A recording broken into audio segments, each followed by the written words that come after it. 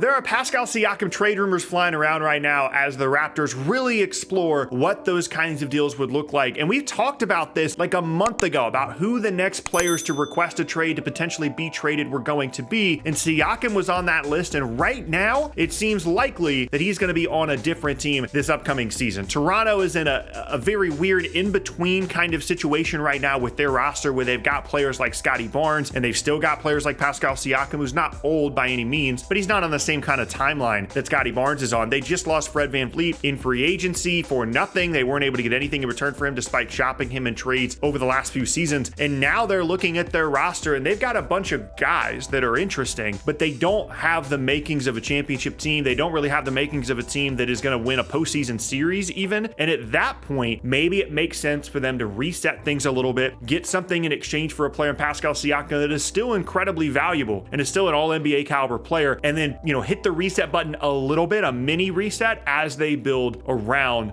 Scotty Barnes now moving forward for them. Now, the rumors that we've been getting specifically are that Atlanta offered DeAndre Hunter, AJ Griffin, and draft compensation. We don't know the specifics, but draft compensation in exchange for Pascal Siakam, and the Raptors turned it down. They want more than that in exchange for Siakam. Now, for Atlanta, I can understand what they're doing. They've been trying to trade DeAndre Hunter anyway to try and save themselves some money. They've been trying to get rid of some salary. Griffin was a promising player as a rookie last year, but that's the kind of piece you're going to have to include in a Siakam trade. And then draft compensation, which obviously for Atlanta is a little complicated because they traded some picks last offseason in exchange for DeJounte Murray, but they're trying to put together a team that can compete. They recognize that they've already invested a lot of stuff and a lot of money and a lot of picks and a lot of assets in Murray and Trae Young and the rest of the roster, and they want to try and find a way to make this a competitive, a top 4 team in the East. And there is a path to do that if they were to bring in Pascal Siakam. That trio of guys was really interesting in how they work together. They've still got plenty of depth in the front court, a couple of wings left over as well. And that's a group that, in what's kind of a weird transition point right now for some teams at the top of the Eastern Conference, Atlanta could find themselves as a top 4, a top 5 seed if they were able to bring in Pascal Siakam. However, you might be thinking, if Pascal Siakam's this all NBA caliber guy, why is all that it takes to get him in a trade, potentially at least what was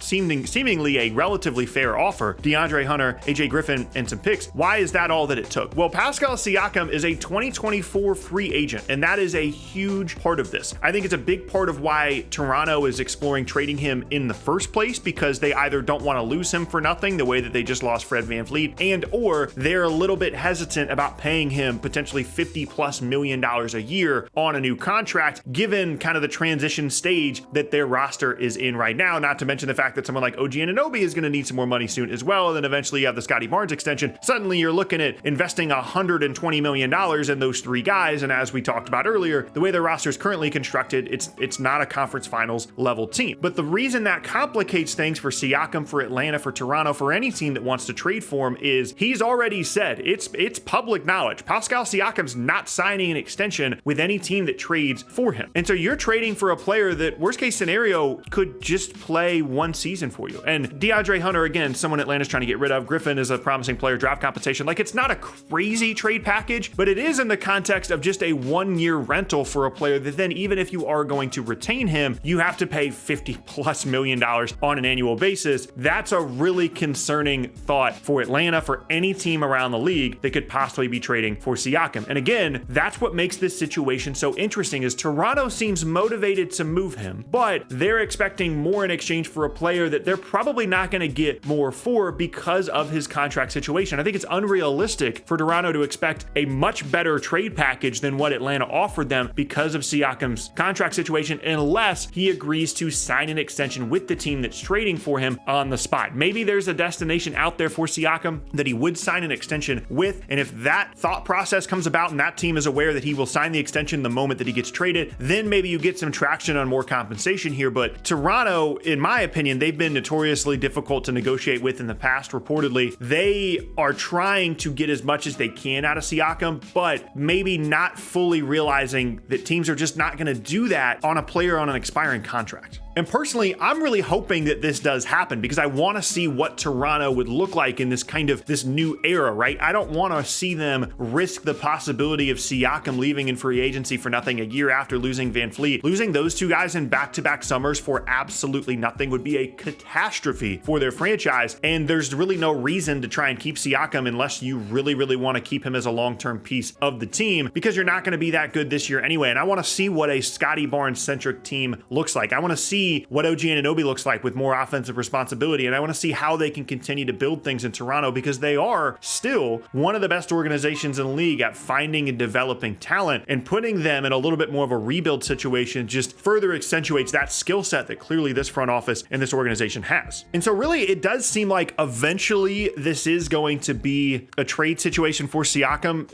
Atlanta's been a rumored team for really months at this point for him, even going back to the trade deadline. It seems like they're the team that's most motivated to make it work. Maybe they have some intel that Siakam would be, really interested in returning to them in free agency and or signing an extension, and the package they're offering is at least relatively interesting again for a Toronto team that just doesn't have a lot going for them this upcoming season. And I really want to see what that would look like. And again, I think some people are going to look at this and think, oh, well, they can't trade Griffin. They can't trade more, draft compensation. Hunter's actually a decent player when he's healthy. I get all that, but I really think there's an opportunity at the top of the Eastern Conference with maybe some weird issues with Boston, with Jaylen Brown and Joe Mazzulla there, maybe some weird stuff going on with Philly, obviously the James Harden situation. There's not a ton of real legitimate threats at the top of the conference, with the exception of maybe Boston, maybe Milwaukee, but they're getting older, maybe Philly if they figure out the Harden thing. There's an opportunity here for one of these teams that maybe sees themselves as maybe, lower than a 6th seed in the conference to really jump up and make some noise this year. And Atlanta can be that team. I think Quinn Snyder is going to be a really good coach for them. They're still trying to figure out how they can be better defensively. And obviously they have that success of that postseason run a few years ago going to the conference finals. And I think there's enough pieces here, if things really come together, if everybody's healthy, that we can see not only that DeJounte Murray, Trae Young backcourt work much better this year, but then you add Siakam in there as well to add some front court scoring, to add a really devastating pick and roll partner alongside Trae Young or DeJounte Murray. All of that is really, really exciting to me. And so I think before the season, maybe at the trade deadline, although that would be even riskier for Atlanta, I do think this is going to happen. Probably to Atlanta, but generally speaking, if Siakam starts the year on the Raptors, I'd be relatively surprised, and I'd be extremely surprised if he is still on the roster after the trade deadline this year, unless he signs an extension with Toronto, which is always a possibility. He seems to want to be there. He's told other teams he doesn't want to sign an extension with other teams, presumably to make sure that he doesn't get traded from Toronto. Maybe he just doesn't want to be in a different situation. All that stuff makes sense, but I would be surprised just from a team building perspective when you look at where Toronto's going, how this offseason went for them, what their roster looks like. To me, a Siakam trade, specifically a package similar to what Atlanta was offering them, makes a lot of sense given his contract situation. If Pascal Siakam was on a 3-year deal and wasn't actively requesting a trade, I would understand them keeping him on the roster, trying to maybe get better value for him down the road, rather than taking this version of the Atlanta Hawks trade offer. But also, if he had 3 years left on his contract, I think Atlanta would have to offer more than they did in exchange for Siakam. It seems like those two teams are going to continue to have conversations about what a Siakam trade would look like, and I really, really hope this is something that happens, and I also really do anticipate that it will happen.